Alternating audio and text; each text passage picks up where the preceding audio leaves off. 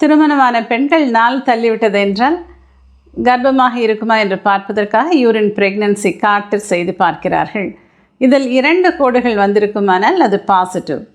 ஒரு கோடு நன்றாக வந்திருக்கிறது, இன்னொரு இடத்திலே லேசான கோடு ஃபெயிண்ட் லைன் இருக்கிறது என்றால் நிறைய கவலை ஏற்படுகிறது. இது எதனால் ஏற்படுகிறது, அந்த விளக்கத்தை பற்றி இன்று பார்க்கலாம்.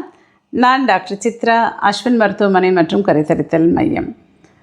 இந்த ப்ரெக்னன்சி டெஸ்ட் பாசிட்டிவ் என்பது கரு உருவாகி அது யுட்ரஸில் பதிகிறதை நாம் இம்ப்ளான்டேஷன் என்று சொல்வோம்.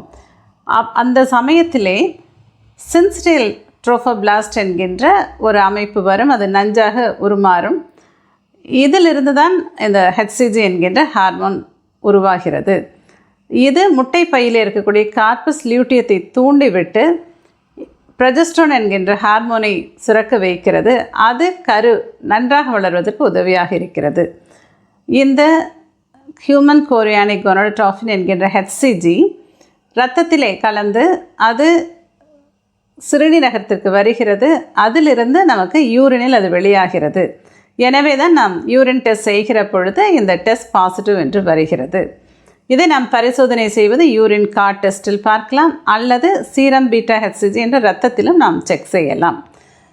இது ஃபெயிண்ட் லைனாக வருகிறது என்கிற பொழுது மிகுந்த கவலையாக பெண்கள் எங்களை பார்க்க வருகிறார்கள், அல்லது நீங்கள் கமெண்ட் பாக்ஸிலே நிறைய விஷயங்கள் சந்தேகங்களாக நீங்கள் கேட்டிருக்கிறீர்கள். இது எதனால் வரலாம் என்று பார்க்கலாம். இந்த ஃபெயிண்ட் லைன், ஒருவேளை ஒரு பெண் 30 நாளில் தூரமாவார்கள், ஆனால் 28 நாளிலே ஒரு காய்ச்சல் வந்துவிட்டது. இவர்கள் ஒருவேளை கர்ப்பமாக இருப்பார்களா என்று நாம் பார்க்கிற பொழுது ஒரு ஃபெயிண்ட் லைன் வரலாம். இதையும் நாங்கள் பாசிட்டிவ் தான் என்று எடுத்துக்கொள்வோம். அந்த பெண்ணிற்கு கர்ப்பமானாலும் எந்த மாத்திரைகள் கொடுப்போமோ அதை போன்ற மாத்திரைகள் கொடுத்து அந்த கர்ப்பம் பிரச்சனை வராமல் நாங்கள் பார்த்துக்கொள்வோம். அடுத்ததாக கெமிக்கல் ப்ரெக்னன்சி என்று ஒரு பிரச்சனை வரலாம். அதை ப்ரெக்னன்சி டெஸ்ட் ஃபைண்ட் பாசிட்டிவ் என்று வரும், ஆனால் சிறிது காலம் கழித்து பார்க்கிற பொழுது ஸ்கேனில் வளர்ச்சி இருக்காது. அதற்குள் அவர்கள் மாதத்தீட்டு அடைந்து விடுவார்கள். எனவே இவர்களுக்கு வளர்ச்சி வருவதற்காக ஆரம்பித்தது, ஆனால் வளர்ச்சி வராமல் நின்று விட்டது என்றுதான் நாம் இதை எடுத்துக்கொள்ள வேண்டும். இது போன்ற பெண்களுக்கு இந்த ஃபெயிண்ட் லைன் வருகிறது என்றால் நாங்கள் இரவு நேரம் முழுக்க இருந்து காலையில் எழுந்தவுடனே பார்க்கக்கூடிய முதல் யூரினில் நீங்கள் செக் செய்து பாருங்கள் என்று சொல்வோம். ஏனென்றால் அந்த HCGயினுடைய அளவு 20 மில்லி இன்டர்நேஷனல் யூனிட் இருந்தால்தான் நல்ல பாசிட்டிவ் காமிக்கும். இரவு நேரம் முழுக்க தண்ணீர் குடிக்காமல் அவர்கள் இருக்கும் பொழுது அந்த கான்சன்ட்ரேஷன் யூரினில் அதிகமாக இருக்கும், அப்பொழுது நல்ல பாசிட்டிவ் கிடைக்கும். நிறைய தண்ணீர் குடித்து விட்டு வேறு நேரங்களில் பார்க்கிற பொழுது டைல்யூட்டட் யூரின் இருக்கும் பொழுது அவர்களுக்கு ஃபெயிண்ட் பாசிட்டிவ் லைன் வந்து ஒரு கன்ஃபியூஷனை கொடுக்க நேரிடலாம். இன்னும் சில பெண்களுக்கு பாசிட்டிவ் என்று வரும், கர்ப்பம் இருக்காது.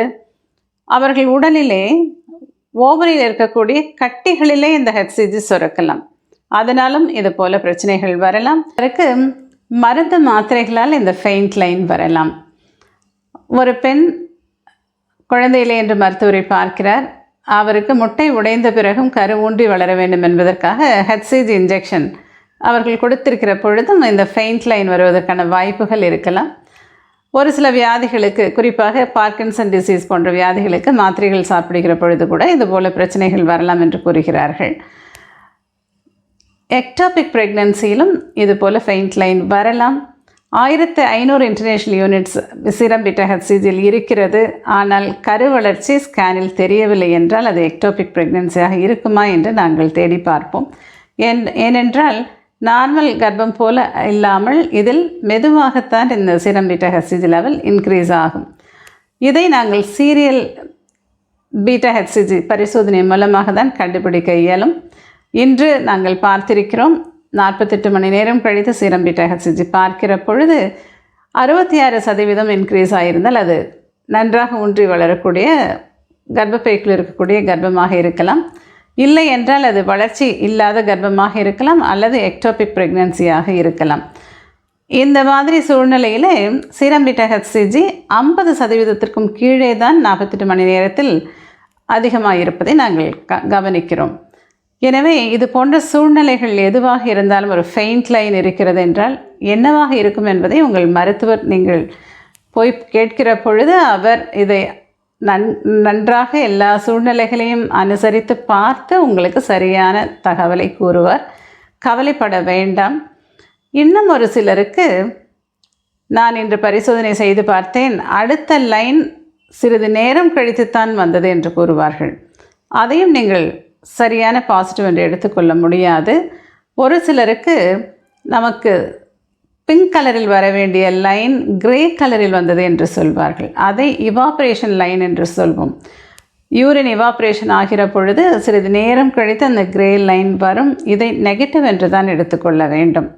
எனவே மருத்துவர் ஆலோசனை இல்லாமல் எந்த தீர்மானத்திற்கும் நீங்கள் வர முடியாது. தகுந்த நேரத்தில் நீங்கள் மருத்துவரை அணுகி ஆலோசனை கேட்க வேண்டும். இந்த பதிவில் உங்களுக்கு ஏதாவது சந்தேகம் இருக்குமானால் நீங்கள் வாட்ஸ்அப்பில் போடலாம், கமெண்ட்ஸ் பாக்ஸில் கேள்விகள் கேட்கலாம். நீங்கள் இந்த வீடியோவை சப்ஸ்கிரைப் செய்யுங்கள், ஷேர் செய்யுங்கள். நன்றி.